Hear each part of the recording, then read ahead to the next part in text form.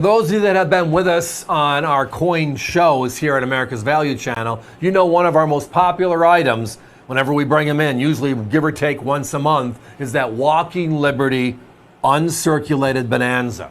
And the deal will be up to 5 or up to 7 different based upon what we see in inventory at that time. Wonderful stuff, great prices. However, we also then get the phone calls weeks later saying, hey, do you have a 41? Do you have a 43? Because the coins I got are the other years, and I want to keep this beautiful category going because they're affordable and gorgeous. Well, tonight we're going to go to that side of the chapter for a little bit. We're going to talk about 2 specific coins that we do not see that often, which means if you bought the Walkers with us in the past, these are probably easy add-ons. Here we go. So we're journeying back at this segment of the show anyways to 1941. And in 1941, we have Philadelphia, Denver, and San Francisco striking the Walking Liberty half dollar.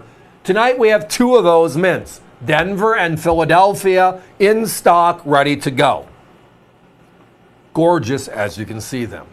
Now the unique thing and part of the story of 1941 is the fact that, well, end of 1941, December 7th to be exact, we had the starting of World War II on the American side, which means there's the scramble to prepare ourselves and continue forward while everything else around us is in that war mobilization mood. And yes, they did strike Walking Liberty half dollars in 1942, but they didn't start striking them right away.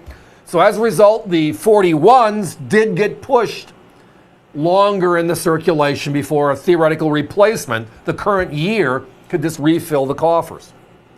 So as a result, the 40s and 41s, the 39s, the couple of years leading up to World War II are some of the more difficult to find in gorgeous uncirculated condition. So with that said, let's talk about these 2 coins. Because again, the Denver and or the Philadelphia, it is a your choice opportunity.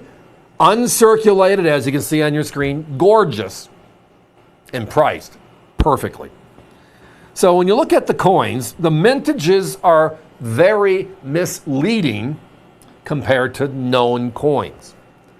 And I'm a big numbers guy with collecting. It helps me separate why is this one better than that one, because there's no 2 coins that are ever alike.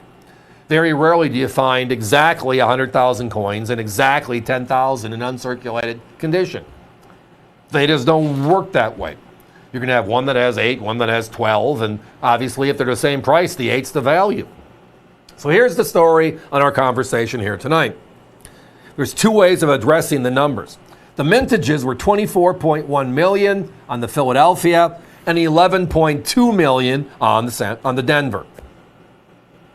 Right? So you look at it and say Denver outright, no questions asked. Yeah, half the mintage. But then you go and look at, well, I'll use NGC as an example, but you can use any of the grading services, ANAX, PCGS, etc., those that publish their information. And they've been doing this for 40 years. And I use it as a barometer.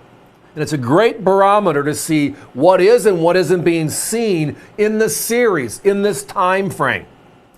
And the remarkable numbers, when you're normally seeing 20,000 or more as you get through the middle 1940s. In 1941, you see only 14,560 coins seen by NGC, all grades, out of 24.1 million. Now, this year alone, we're going to certify over 300,000 Silver Eagles, right? We're going to certify over 50,000 Morgan and Peace dollars, the brand new stuff, because we love our high-end certified coins. So you look at and listen to those numbers. You go back and hear these numbers, and it's like, whoa, on a percentage basis, that is a lot of coins to a little known, which is why you don't see them. All it does is reinforce why when you go to a local show, you can't find a 41p. Or if you do, it's not the quality maybe you like. Well, the 41D, the Denver, the top graphic, is even crazier. I say 11.2. There's only 76.56 as of today. Now, on a percentage basis, however, the P is rarer, fewer coins per thousand than the Denver is. But when it comes to pure coin count, you can't count any less than 76.56. And again, these are coins that are now what? Going on 3/4 of a century old. Over that, actually. And look like they were made yesterday, knowing that they're not. The other important thing to remember is what? That obverse design, that Lady Liberty, everybody thinks that's the Silver Eagle design. So when did the government shrink this and make a $50? Story's the other way around. In 1916, that we had the silver coin renaissance, President Theodore Roosevelt's dream, right, making all of our coins unique. Prior to that, everything was, well, the same. And we had the Mercury dime, Standing Liberty quarter, Walking Liberty $50 introduced in 1916. The Walker, this coin, lasted until 1947, replaced by the Franklin, right? Which was then replaced by the Kennedy, which is now also being discontinued. So this is the origin story of the most beautiful silver coin in the history of the United States Mint. Guys, give me a 1 minute clock. No, give me a 30-second clock. I'm sorry. I'm looking at the numbers and I was adding zeros and I shouldn't. We're down to like 12 of one and 9 of the other. Lots of people on the phone. If they're in your shopping cart and you're hanging around for a while, thank you, by the way. Push it through.